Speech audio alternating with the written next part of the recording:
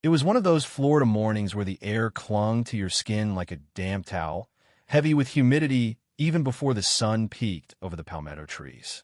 The neighborhood of Willow Creek was still, the kind of quiet where you could hear a garden flamingo creak in the breeze next to a mailbox labeled Harrington. Inside a modest bungalow at the end of Sycamore Lane, Emily Harrington stood barefoot in her kitchen, the cool tile of small mercy under her swollen feet. 8 months pregnant, every step was a careful dance with gravy tie. She stirred a pot of oatmeal with one hand, the other resting on her belly, protective, instinctive.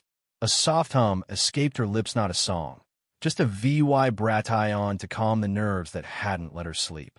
Dreams of falling, of losing something, haunted her lately. But this morning felt okay, peaceful.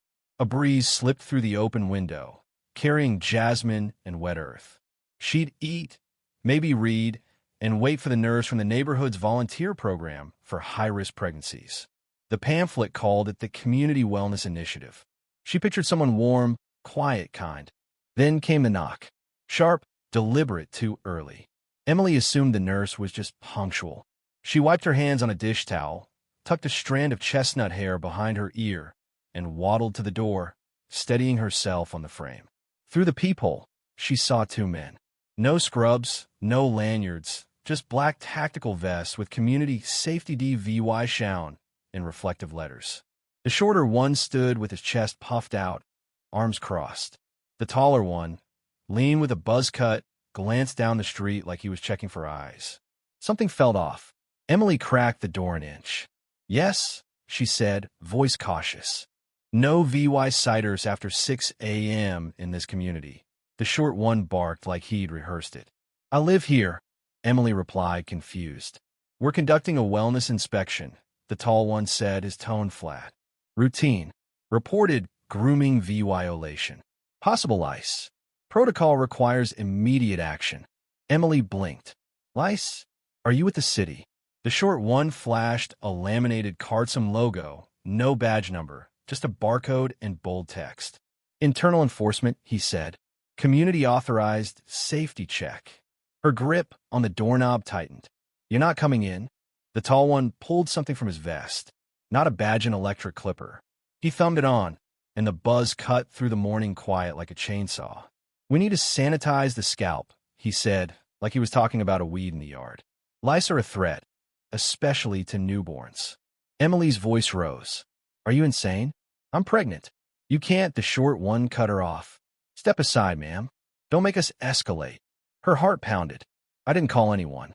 No one told me." He stepped forward, boot jamming the door before she could slam it.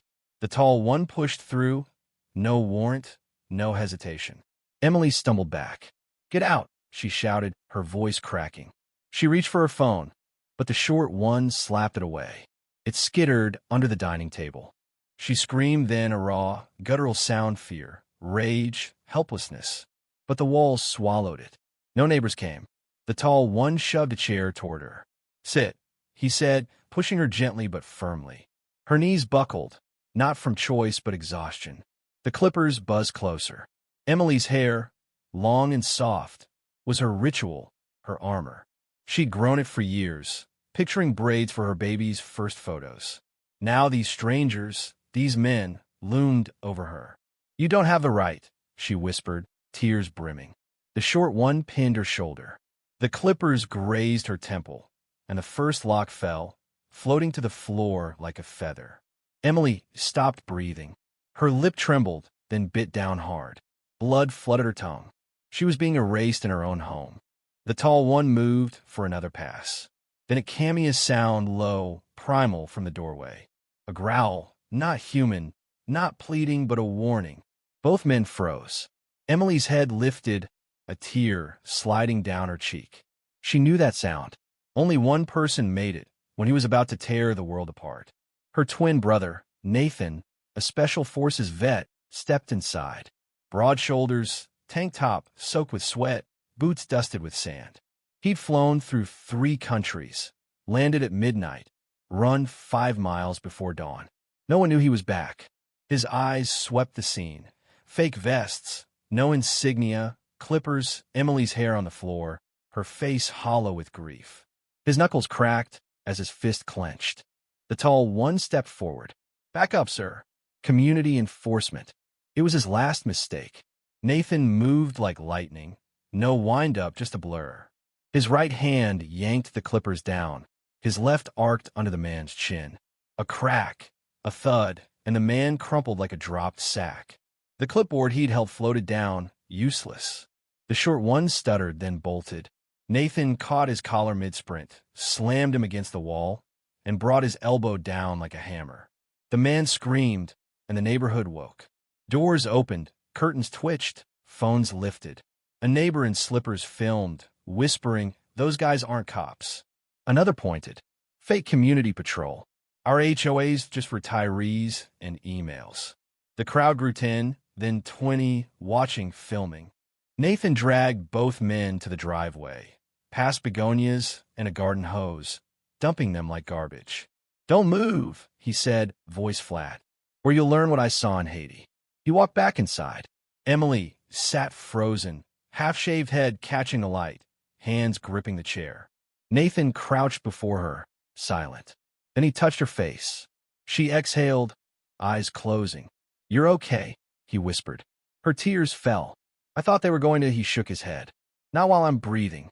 He wet a towel and wiped the blood from her lip. "You bit hard again," he murmured. She tried to smile. Harder than usual. Outside, red and blue lights flashed. The tall one's jaw hung wrong. A medic worked on him. The short one moaned about procedure. No one listened. Nathan sat on the porch, face unreadable, staring at the sky. Neighbors whispered confessions. "I saw them knock. I didn't think." Another, "They've been patrolling for weeks. Stopped my kid's skateboard. Said it was a safety threat." The HOA board arrived, nervous in polos, clipboards shaking. Nathan didn't shake their hands. "They weren't with you?" he asked. The chair, Ed Miller, stammered. "A volunteer patrol. No enforcement, just presence." Nathan's eyes narrowed. "You gave them vests and no rules. One's got a domestic VY Olens rap. The other was kicked out of the military for brutality. I served with him in Haiti. I know why he's not there anymore." Ed paled. "You didn't check," Nathan said. "You handed power to predators." A neighbor's VY Deo hit the internet. Emily's shaved head, Nathan's fury, the men in the driveway. Caption: "Fake cops shave pregnant woman's head. Her brother ends it." It exploded 200,000 VYUs in an hour, millions by night. News outlets ran it. Neighborhood safety or terror. The hashtag "the Not My Community" trended as stories poured in fines for mailboxes, bans on trampolines.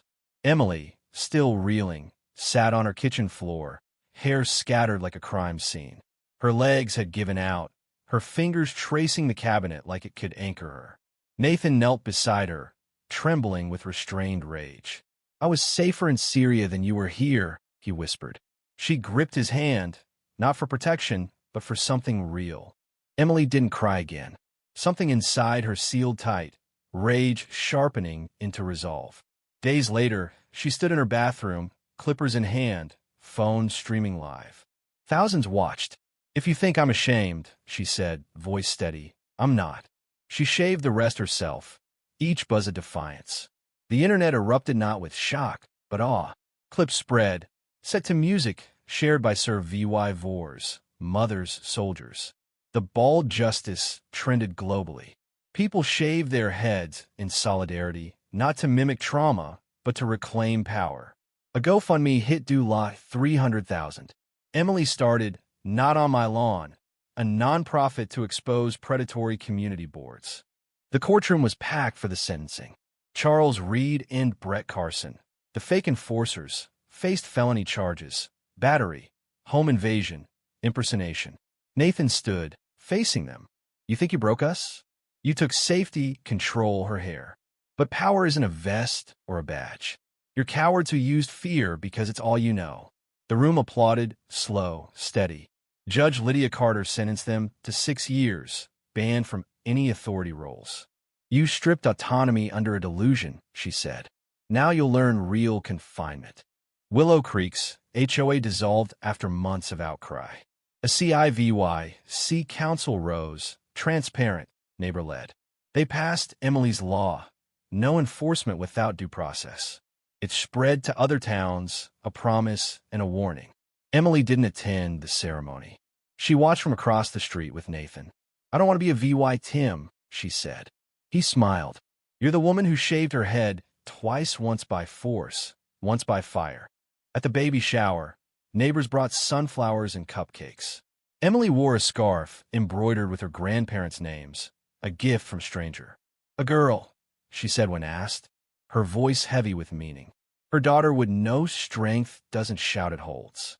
Later, by the fire pit, she whispered to Nathan, "They thought they picked a VY Tim. They lit a fuse." He nodded. "She'll be fierce." A year later, Emily rocked her daughter, Lily, on the porch. The light above buzzed faintly, unbroken through storms and chaos. Nathan trimmed hedges nearby, humming blues. A car slowed, a phone clicked.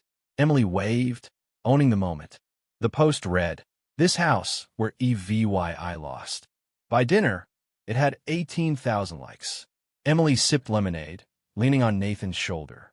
"You ever think about that day?" she asked. "Only when I see her," he said, glancing at Lily, asleep, peaceful. "But sometimes I think about this day instead." Porch, baby quiet. Emily smiled. This light never burned out. Nathan chuckled. "That's the difference between fear and home." What do you think, did Emily and Nathan overstep? Or were they justified? Should HOAs have any power at all? Or are they just breeding ground for control freaks? Could you shave your head to take back your story? Or is that too far?